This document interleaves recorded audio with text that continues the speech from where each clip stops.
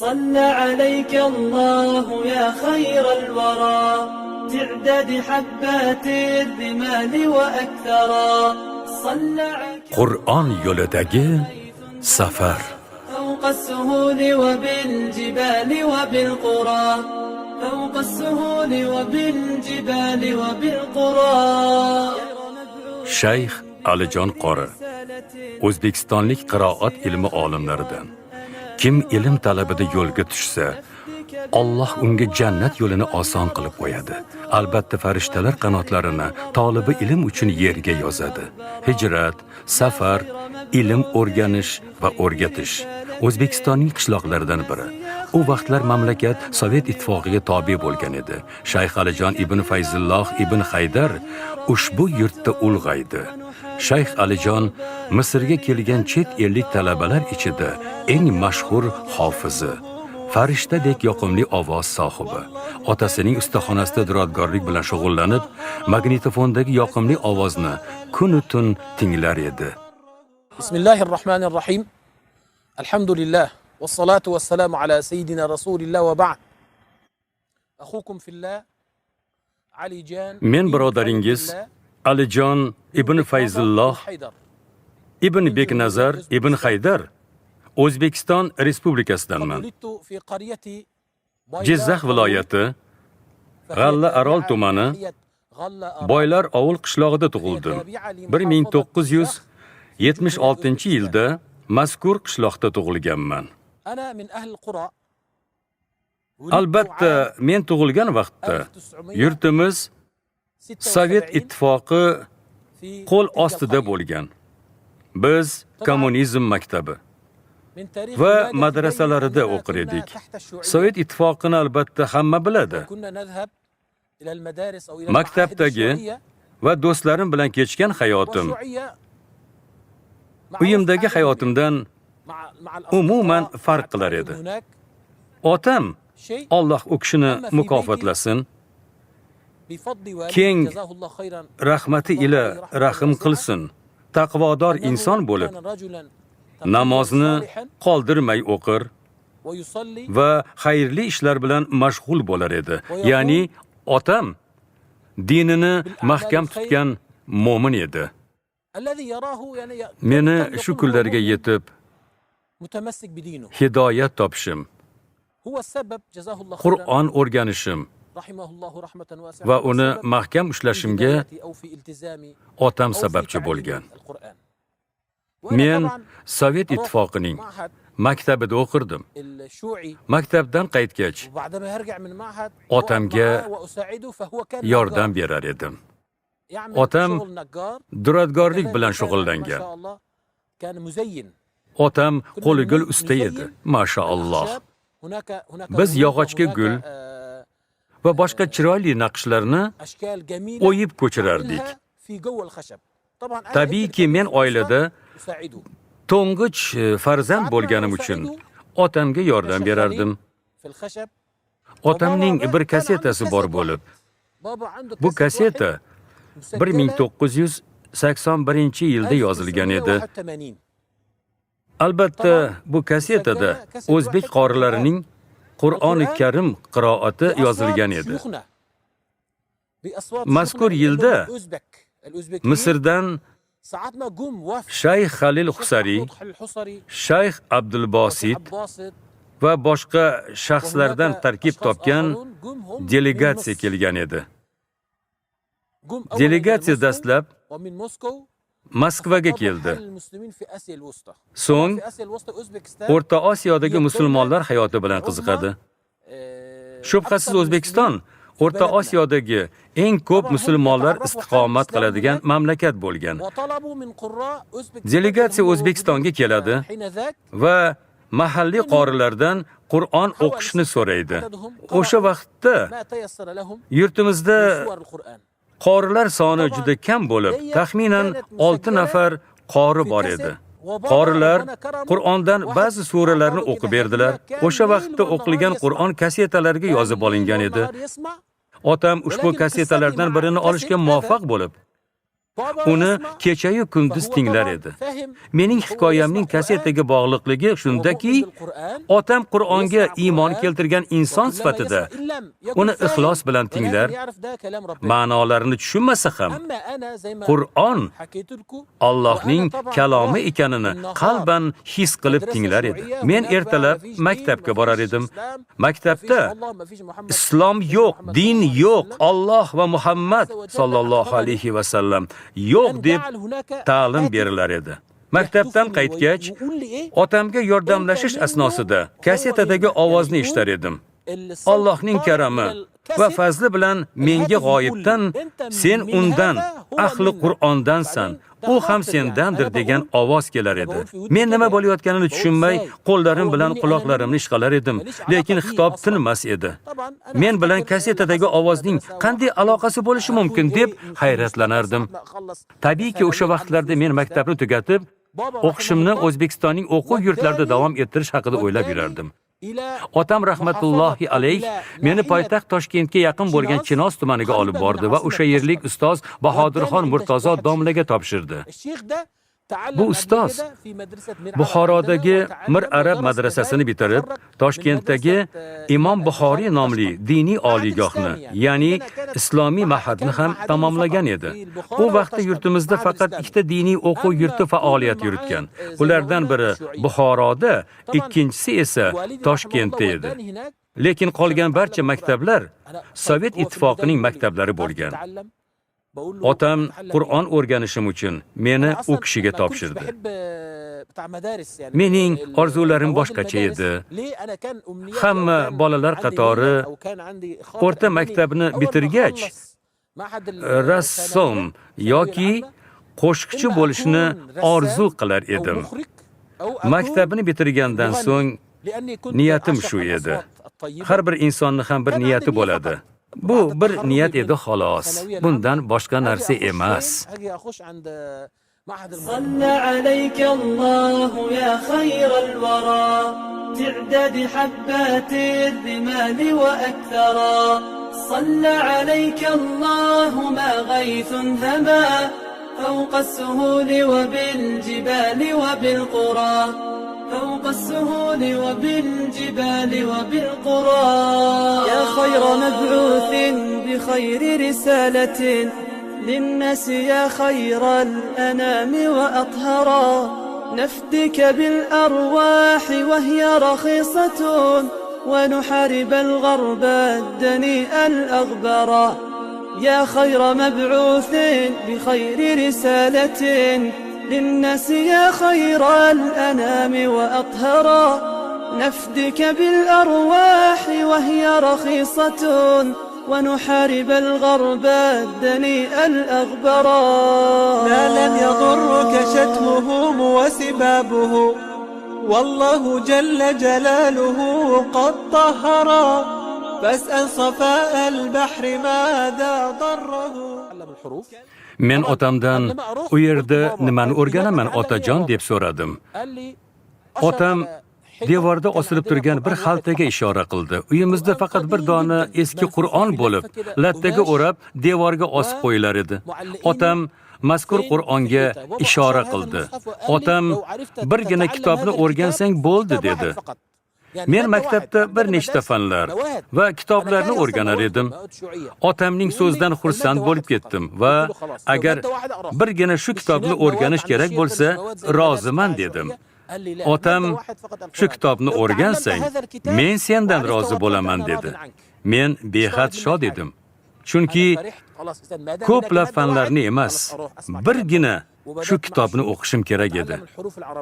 Ilk ta'limni ustozlarimdan arab harflarini o'rganishdan boshladim. Ustozim qo'lida Muallimi Soniy nomli kitobdan o'rgandim. Bu kitobda arab harflarining talaffuzi va jumlalarining o'qilishi bayon qilingan. Kitobda dastlab 1-2 arabcha so'zlar keltirilgan bo'lib, keyinchalik jumlalar, oxirida esa suralar bosqichma-bosqich berilib borilgan. 40 kun ichida Qur'on o'qishni o'rganib oldim. So'ng oilamni ziyorat qilish uchun uyga qaytib keldim. Uyga keliboq otamni oldiga bordim. Otam yog'ochga naqsh solish bilan band edi. Men, "Otajon, siz eshitadigan kaseta Qur'on ekan-ku" deb so'radim. "Ha, albatta, u Qur'on", dedi otam. Men shu kasetani menga bering deb iltimos qildim. Shunda otam ko'zlariga yosh olib, "O'g'lim, aslida yillar davomida bu kasetani sen uchun saqlab kelmoqdaman" deb yig'lab, mazkur kasetani menga berdi. Hozirgacha bu kaseta men uchun bu dunyoda qo'lga kiritgan eng qimmatbaho sovg'am sanaladi. Zero shu kaseta sababli hidoyat topdim. Qur'onga oshno bo'ldim va Qur'on o'qishni o'rgandim. Biz ustozimiz Bahodirxon Murtazo domlaning xonadonida ta'lim olar edik. U yerda Qozog'iston va Tojikiston kabi davlatlardan ham talabalar o'qir edi. Aksariyat talabalar o'zbekistonlik edi. Ustozimiz bizga Qur'on lafzlarini qanday talaffuz qilishni og'zaki tarzda o'rgatar edi. Biz ustozning talaffuziga qarab qiroatimizni to'g'rilab olardik. Ustozimiz yaxshi o'qigan talabalarni rag'batlantirib, maqtab turar edi. Tabiiyki, bu holat talabalarning Qur'on ta'limida o'zaro musobaqalashishlariga turtki bo'lardi. Ustozimiz xonadonida Qozog'iston, Tojikiston va O'zbekistonlik talabalarning ta'lim olishi musobaqani yanada qiziq bo'lishini ta'minlar edi. Biz xato o'qisak, masalan, basmalani xato talaffuz qilsak ham ustozimiz mashaalloh arablardek o'qiding. Sen arablarning ziynatisan. Arablardan ham chiroyli o'qiding deb maqtar edi. Tabiiyki, bu maqtovlarni eshitgan talabaning shijoati va muhabbati yanada ortar edi. Ustozimizning uyida magnitofon bo'lar edi. Men Shayx Abdulbosit Abdussamad, Shayx Muhammad Siddiq Minshaviy va Shayx Mahmud Xalil Husari kabi qorilarni tinglar edim. Ko'pchilik butun dunyoga mashhur bo'lgan Abdulbosit Abdussamad qorini tinglar edi. Abdulbosit qori nafaqat menga, balki barcha talabalarda katta taassurot qoldirgan. Biz bu qiroatlarni takror eshitar va ularni yoqimli ovozlarning tarovatidan bahramand bo'lar, lekin aslo to'ymas edik. Otasi o'g'li Alijonni Misrdagi Al-Azhar universitetida o'qitishga qaror qildi va buning uchun sabr ila chora izlay boshladi.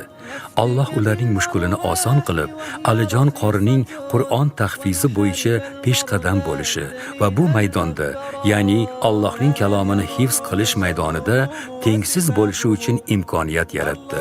Shayx Alijon qori Allohning inoyati bilan qo'l bilan ko'rsatiladigan mashhur olim bo'lib yetishdi. Uning shogirdlari ham Qur'on hifzida boshqalardan ajralib turadigan bo'ldi. Men 1995-yilda Misrga keldim. Qohiraga kelib, adashmasam, birinchi bo'lib peshin va asr namozlarini o'qidik. So'ng aeroportdan chiqib taksiga o'tirdik. Men Qur'on hifzi yo'lidagi sayohatimning bu taksi haydovchisi bilan bog'langanidan hayratlandim. Haydovchi yonida o'tirgan ustoz Baroatulloh akadan Qur'on o'qib berishni so'radi. Ustoz Baroatulloh aka Qur'on o'qib berdi. So'ng ustoz Baroatulloh aka haydovchidan Qur'on o'qishni so'radi. Men ularning imo ishoralaridan vaziyatni tushunib turar edim. Subhanalloh, mazkur haydovchi Alloh u kishini mukofotlasin, go'zal qiroat qildi. Bu haydovchi meni Misrda hayratda qoldirgan va menga ta'sir qilgan birinchi inson bo'ldi. Haydovchi Shayx Mahmud Xalil Husari rahimahulloh alayhiga taqlid qilib aslidek o'qidi. Haydovchi Qur'on o'qir, mening tanam jimirlar edi. Subhanalloh, bu go'zal qiroatni eshitib, o'zimni boshqacha his qildim. Uning tovushi juda ham ta'sirli edi. Men o'zimga o'zim, ya Alloh, taksi haydovchisi Misrda Qur'onni shu darajada o'qisa-ya, der edim. Chunki bizda bu holat juda ham noyob. Umrim davomida taksi haydovchisining Qur'on o'qiganda ham Halil Husariy kabi o'qishini eshitmagan edim. Men bu ovozni eshitib, taksi haydovchisi shu darajada o'qisa, men undan ham yaxshi o'qishim kerak dedim ichimda. Va Allohim, taksi haydovchisi Qur'onni shunday o'qisa, menga ham Qur'on yodlashni nasib et deb duo qildim. Men o'zimni boshqa olamga tushib qolgandek his qilayotgan edim. Men dastlab Qur'onni to'liq yodlashni, so'ng Al-Asharda ta'lim olishni niyat qildim.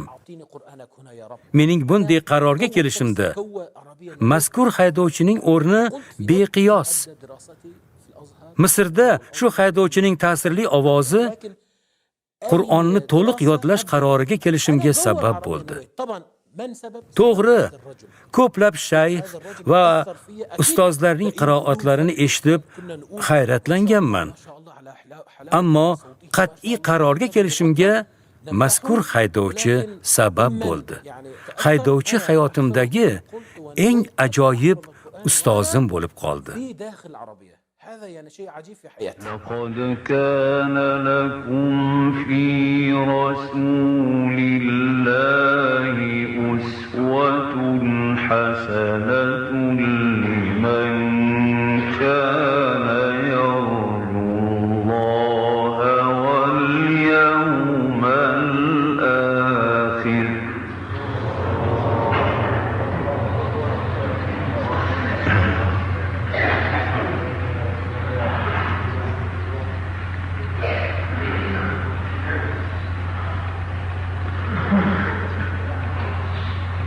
لقد كان لكم في رسول الله أسوة حسنة لمن كان يرجو الله واليوم الآخر وذكر الله كثيرا.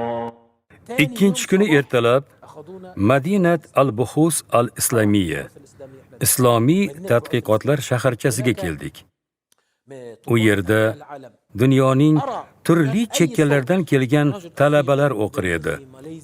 Indoneziya, Afrika, Malayziya va boshqa davlatlardan kelgan talabalarni ko'rdim. Mazkur shaharchadagi masjidlarda misrliklar imomlik qilar edi. Chunki imomlar Misr diniy qo'mitasi tomonidan tayinlanar edi. Misrlik imomlar talabalarga namozga imomlik qilar va xutba o'qir edilar. Men bu go'zal tovushlarni tinglab ta'sirlanar edim. Xususan, Qur'oni Karimning go'zal qiroatidan ko'proq rohatlanar edim.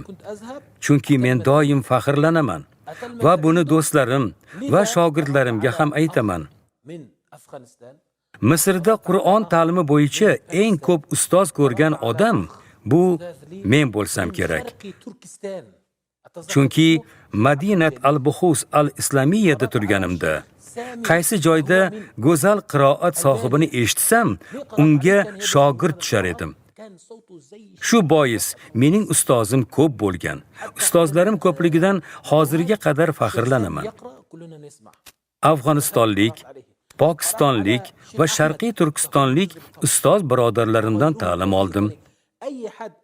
Sharqiy Turkistonlik ustozimning ismi ham yodimda. Shayx Abdul Jalil. Shuningdek, Albaniyalik Shayx Samidan ham ta'lim oldim. Shayx Sami qiroat mahadida o'qir. Ovozi Shayx Abdul Bosit Abdus Samad qorining ovoziga juda ham o'xshar edi. Hatto davralar tashkil qilib, Shayx Sami qiroat qilar, biz esa uni tinglar edik. Shayx Ahmadda ham o'qidim. U Juzurul Qamarlik edi. Boshqa ko'plab shu kabi qorilardan ta'lim oldim. Qaysi qorining go'zal qiroatini eshitsam, Qur'on faqat go'zal ovoz bilan o'qiladi der edim. Tajvid, harflarning mahrajlari va darajalarini ulardan o'rganar va Qur'onning faqat go'zal ovozda tilovat qilinishiga amin bo'lar edim.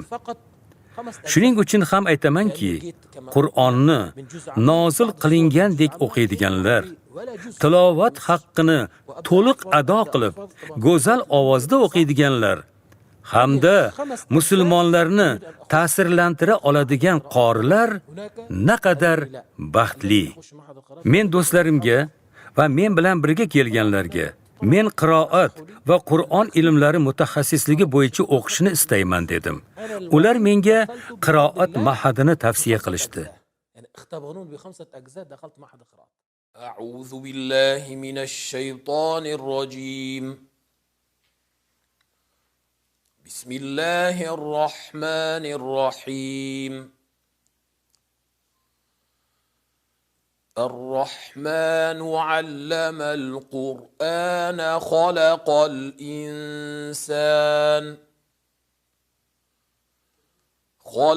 الإنسان علمه البيان. الشمس والقمر بحسبان. Shayx Alijon qori asal ariga aylandi. U Al-Azhardan eng yaxshi asal olish maqsadida Qur'oni Karimning o'rganish uchun javlon urdi. Qur'onni o'rganish jarayonida shavq ishtiyoqi ortib bordi. Qiroat ilmiga bo'lgan muhabbati ziyodalashib bordi. Qur'on va qiroatdan oldin farzandlarimizga islom va iymonni o'rgatamiz.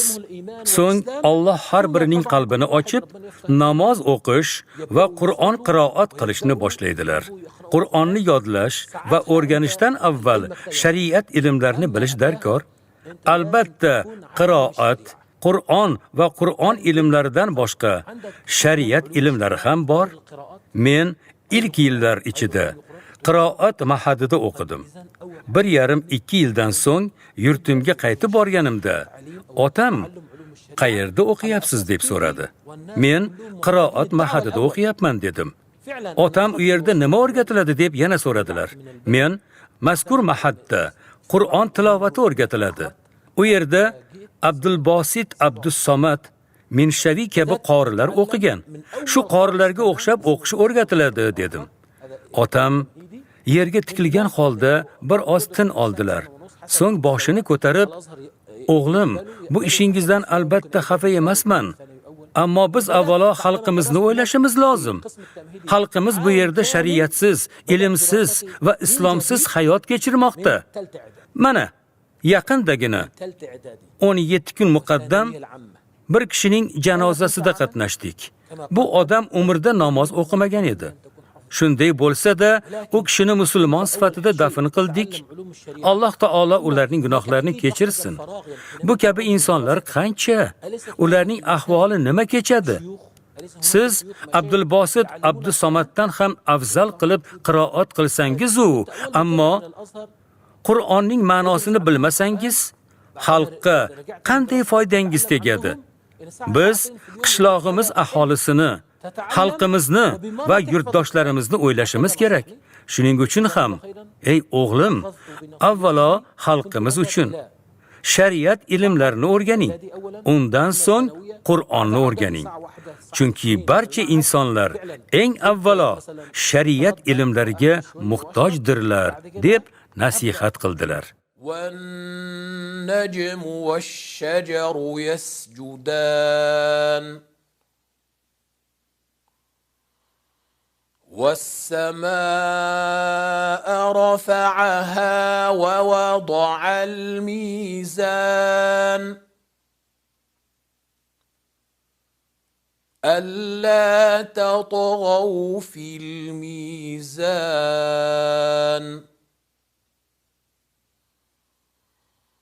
وأقيموا الوزن بالقسط ولا تخسروا الميزان. Men otamning vasiyatini qalbimga tugib, 1997-yilda yana Misrga keldim. So'ng Al-Azharning boshlang'ich maktabida to'liq 1 yil o'qidim. Ta'limni boshidan boshladim. Otam, o'g'lim, Qur'on hofizi bo'lishingni xohlayman. Lekin avvalo shariat ilmlarini o'rgan. Darsdan qaytgach, bo'sh vaqting yetarli bo'ladi. Axir Misrda masjidlarda shayxlar dars beradi-ku, to'g'rimi? dedi. Men albatta otajon dedim. Otam darsdan so'ng mazkur masjidlarda har kuni 1-2 soat o'tirib Qur'ondan yodlasang bo'ladi. Ham darslaringni o'qiysan, ham Qur'onni yodlaysan dedi. Otam menga shunday nasihat qilgan edi. Otamning nasihatiga amal qilib, ertalab boshlang'ich va o'rta maktabga borardim. Soat 13:00 14:00 atrofida maktabdan chiqib tushlik qilar edim. So'ng Qur'on darslariga kirishar edim. Maktabdan qaytgach, masjidlarda Qur'on o'rgana boshladim. Tavfiqiyya masjidi Muhammad Sayyid Tantoviy rahmatullohi alayh xutba o'qigan muftiy masjidi, ya'ni Ansor masjidida ta'lim oldim. U yerda Shayx Rushdiy va boshqa shu kabi qorilarga Qur'on o'qib berar edim. Tavfiqiyya masjidida Shayx Anvardan ta'lim oldim. Shuningdek, Abu Bakr masjidi imomining qiroati ham go'zal edi. U kishidan ham ta'lim oldim. Madinat al-Buhus al-Islamiyyadan ketib, Shurta mahallasida yashadim va o'sha yerda Qur'onni yodlab bordim. Shu tariqa o'rta maktabni tugatganimda Qur'onni ham xatm qildim. So'ng otamning vasiyatiga muvofiq boshlang'ich maktabni tugatgach, Islom shariati fakultetiga o'qishga kirdim. Birinchi semestr tugagandan so'ng ustozim doktor Shayx Abbos Misriy bilan bog'liq hayotim boshlandi. Shayx Abbos Misriy Rif'oiy masjidida talabalarga qiroat va Qur'on ilmlaridan dars berardi. Men u kishining taniganimdan so'ng ertalab velosipedda uydan masjidga kelardim. Men uyimiz oldidagi masjidda talabalarga imom bo'lib namoz o'qib berardim. Bomdod namozini tezroq o'qib, ustozimning qiroatini eshitishga shoshilar edim. Chunki ustozim bomdod namozi qiroatini uzun qilar edi. Ustozim Imom Shotibiy rahmatullohi alayh uslubiga muvofiq tarzda kim erta kelsa, o'sha birinchi bo'lib dars topshiradi der edi. Shu bois Shayx Abbos rahmatullohi alayhning talabalari ertaroq kelishga va birinchilardan bo'lib dars topshirishga harakat qilar edilar. Ustozimga hurmat yuzasidan, ya'ni tabarrukan o'g'limning ismini Abbos qo'yganman. Ayolim ham Shayx Abbos rahmatullohi alayhdan ta'lim olgan. Masjidning bir burchagiga parda tortilgan bo'lib, ayollar parda ortidan turib Shayx Abbosga Qur'on o'qib berar edilar.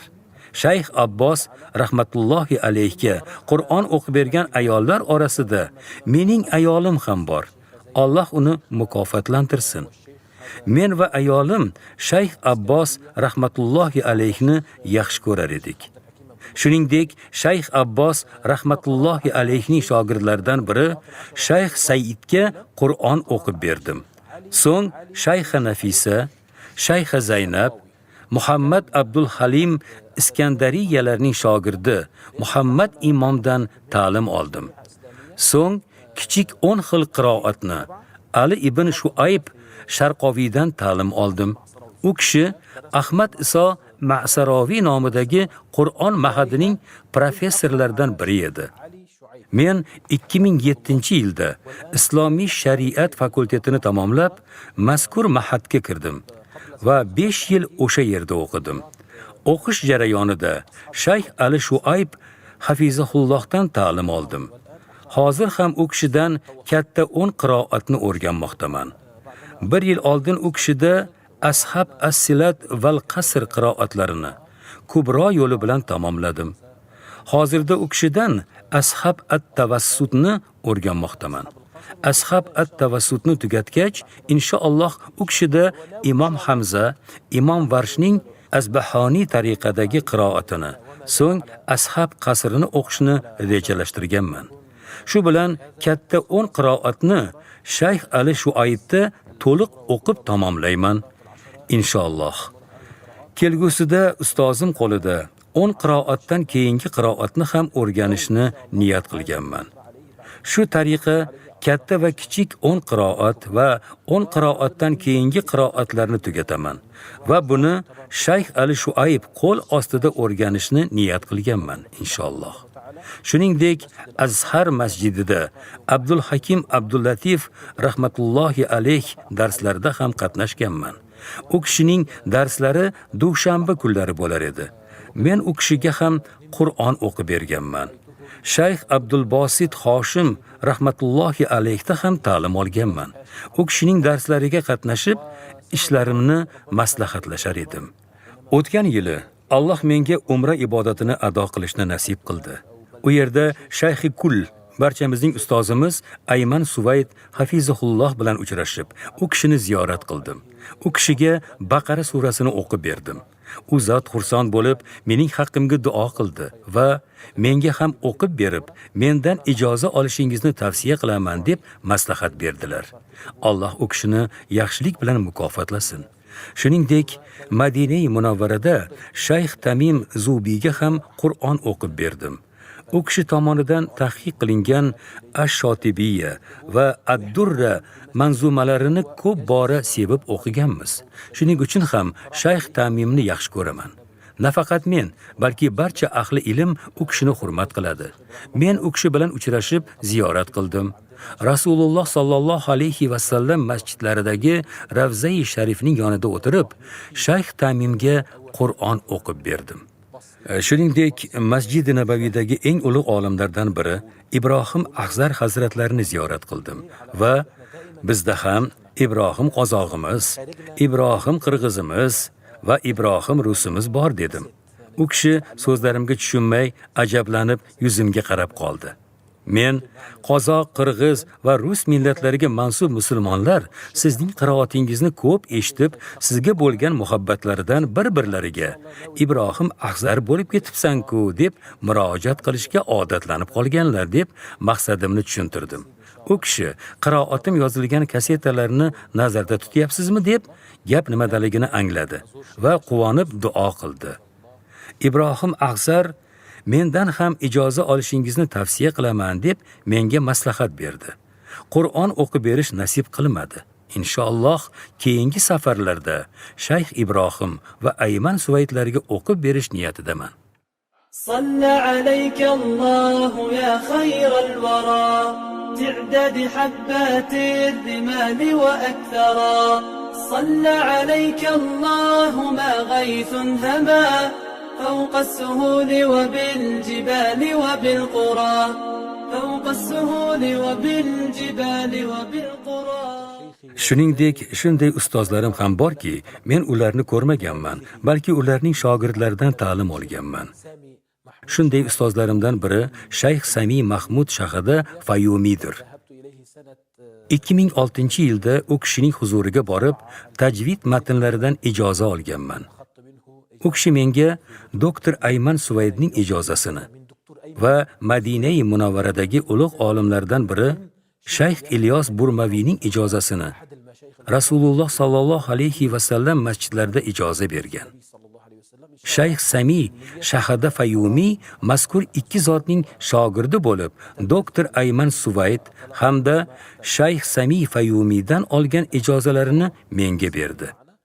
Inshaalloh kelgusida bu ulug' zotlarni ziyorat qilish va ularga shogird tushish niyatim bor. Bir kuni talabalik chog'imda oshxonada navbatchi edim. Oshxonada ovoz jaranglab chiqar edi. Men oshxonada idishlarni yuvar ekanman, imkon qadar Shayx Mustafa Ismoil va Shayx Abdul Bosit Abdussamad ovoziga taqlid qilib o'qir edim. O'sha kuni tush ko'rdim. Tushimda Rasululloh sallallohu alayhi va sallamning masjidlarida Ravza-i Sharifda edim. Iftor uchun dasturxon yozilgan edi. Biz dasturxon atrofida iftorlikni kutib o'tiribmiz. Men o'zimga savol berib, mendan avvalgilar aytishar ediki, iftorni tashqarida qilib, so'ng masjidga kirish kerak der edilar. Nahotki iftorlikni ham Masjid Nabaviyda qilsak deb so'rar edim. Shu payt o'ng tarafimda bir kishi meni turtib, ro'parangda turgan kishini taniyapsanmi deb so'radi. Men o'girilib qaradim. Qarshimda Shayx Abdulbosit Abdussamad turar edi. Men xursand bo'lib, "Siz Hazrat Shayx Abdulbosit Abdussamadmisiz?" deb so'radim. U zot, "Ha, men Shayx Abdulbosit Abdussamadman" dedi. Men, "Hazrat, siz tirikmisiz?" dedim hayratlanib. U zot, "Ha, men tirikman" dedi. Men Misrga borib keldim. Sizni vafot etgan deyishdi-ku dedim. Shayx Abdulbosit Abdussamad, "Agar menga ishonmasang, Shayx Mustafa Ismoildan so'ra" dedi. Men yon tarafimda Shayx Mustafa Ismoil turganini ko'rdim. Men u kishidan, "Shu to'g'rimi?" deb so'radim. Shayx Mustafa Ismoil bir so'z demay, boshini tasdiq ma'nosida qimirlatdi. Men Shayx Abdulbosit Abdusamadga yuzlanib, "Hazrat, men sizni yaxshi ko'raman. Dunyoda barcha musulmonlar sizni sevadi. Hatto siz shunday o'qiysiz" deb Mutaffifun surasini avvalgi 3 oyatini u kishiga tahlid qilib o'qib berdim. Waylul lil mutaffifin allazina idza iktalu 'alan nasi yastawfun wa idza kaluhum aw wazanuhum yukhsirun. Shayx Abdulbosit Abdusamad tabassum qilib kuldi va mening qo'limni qattiq ushladi. Allohga qasamki, uyqudan turganimda vujudimda u kishining qo'llarining harorati sezilib turardi.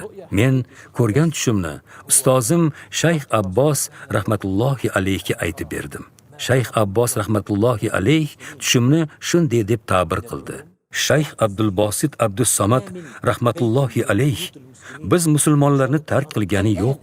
U zotning ovozi yozilgan kasetalar qanchalik ko'p. Har bir musulmonning uyida tilovati yozilgan disk, kaseta yoki fleshka mavjud. Sharq va g'arbdagi musulmonlar Shayx Abdulbosit Abdusamad rahmatullohi alayhni hozirgacha tinglaydilar. Demak, bu zot o'zining ilmi bilan oramizda tirikdir.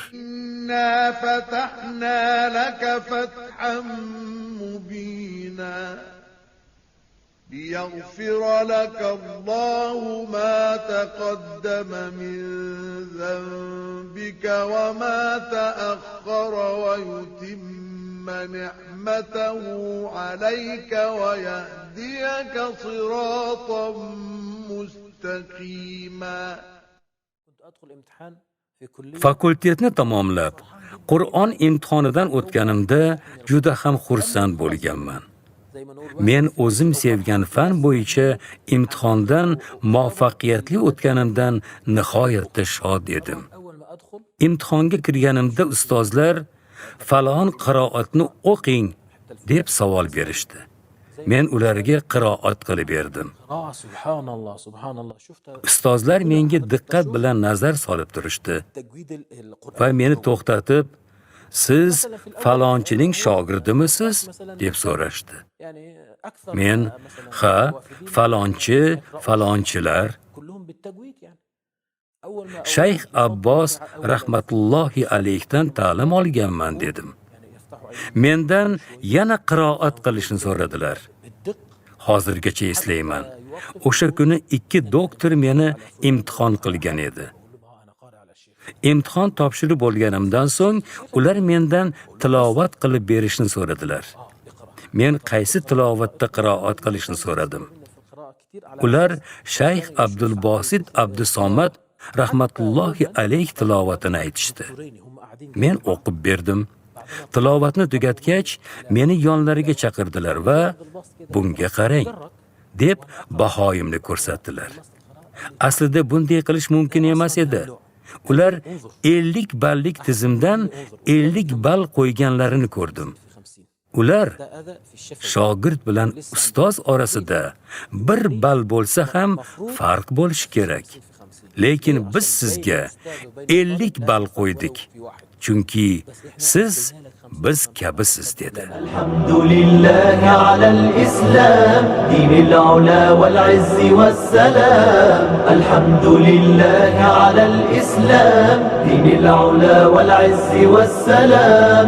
Thumma as-salatu was salamu abada tashmalu khayra khalqihi Muhammada. Thumma as-salatu was salamu abada tashmalu khayra khalqihi Muhammada. Alhamdulillah. Ustozimiz, muallimimiz va shayximiz doktor Ayman Suvayd hafizahullohni dunyoda tengsiz olim deb bilaman. Men imkon qadar u kishining tajvid darslarini internetdan ko'chirib olib tinglayman va imkon qadar talabalarga ham o'rgataman. Xususan Al-Itqon fi ta'lim al-Qur'on asari juda ham ajoyib va o'zgacha kitobdir. أعوذ بالله من الشيطان الرجيم. أعوذ بالله من الشيطان الرجيم. إن الذين كفروا سواء عليهم أأنذرتهم إن الذين كفروا سواء عليهم أأنذرتهم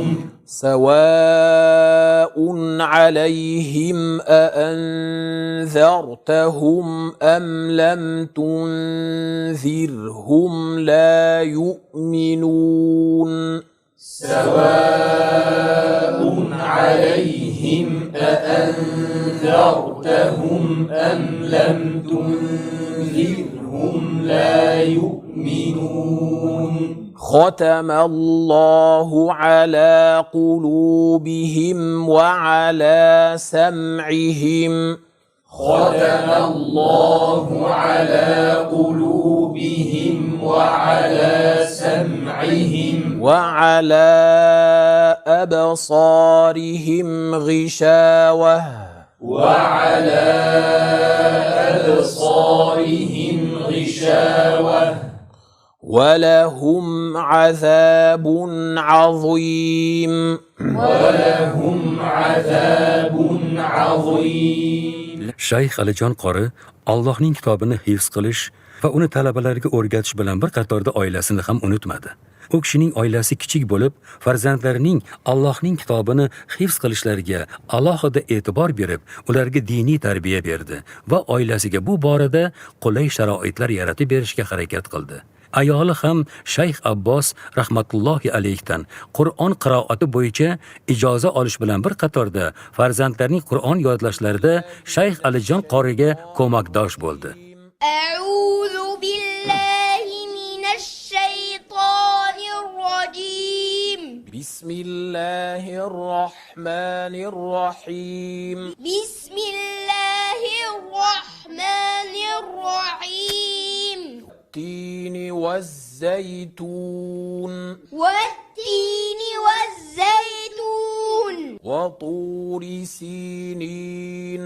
وطور سينين.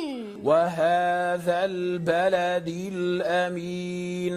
وهذا البلد الأمين. Imkon qadar talabalarim nimaga ehtiyoj sezayotganini aniqlashga harakat qilaman. Ba'zida Shayx Abbos rahmatullohi alayh, ba'zan Shayx Nabil, gohida Shayx Ahmad uslubida ta'lim beraman. Bunday uslublar ko'p. Ya'ni barcha talabalarimni bir uslubda o'qishga majburlamayman, ammo ko'pincha ushbu ikki kitob bo'yicha ta'lim beraman. Asxariya kitobi. Bu kitobni do'stim ustoz Mavlon Oshur bilan birga yozganmiz. Ustoz Oshur hozirda Qirg'iziston Respublikasidagi Saidimiz Umar nomli diniy bilim yurtida mudarrislik qiladi. tajvid, tilovat hukmlari va qoidalarning barchasi CD disk va ushbu kitobda aks etgan. Bu kitob o'zbek tilida yozilgan. Biz bu kitobni o'zbek va ingliz tillarida tayyorlab, Al-Azhar universitetiga topshirdik. Al-Azhar universiteti bundan mamnun bo'lib, undagi ma'lumotlarga qarshiligi yo'qligini bildirdi. Xususan, kitobimizning nomidan va undagi mavzulardan xursand bo'lishdi. Talaba bu kitob asosida harf va so'zlarni birma-bir o'rganadi. Men, ya'ni ustoz, talabaga mazkur harf va so'zlarni talaffuz qilaman. Talaba esa mening ortimdan qaytaradi. Shuningdek, bu kitobning video shakli ham mavjud. Men birinchi bo'lib shu kitobdan dars beraman. So'ng ikkinchi kitobdan dars boshlayman. Muallimi soni. Bu kitobning muallifi men emasman. Kitobda avval arab harflari, so'ng so'zlar berilgan. Men ham ilk ta'limimni shu kitobdan o'qiganman. Bu kitob yurtimizda juda mashhur darslik sanaladi. Uning muallifi Tataristonlik olim Abdulhodiy Maqsudiy bo'lib, Sovet ittifoqi tuzilishidan oldin yozgan. Subhanalloh, muallifning niyati xolis va sof bo'lgani bois, hozirga qadar faqatgina bizning qo'limizda bu kitobni o'qigan talabalarning soni 5000 dan oshib ketdi. Ushbu diskda eshitganingiz matnlarni O'zbekistonlik islom ulamosi Shayx Alijon qori arab tilida izhor qilishlarining sababi, yurtdoshimiz Misr arab mamlakatida yashab, arab tilida muqaddas Qur'on tilini o'rgatishlarining o'zi biz o'zbekistonliklar uchun sharaf emasmi? Alloh ulardan rozi bo'lsin.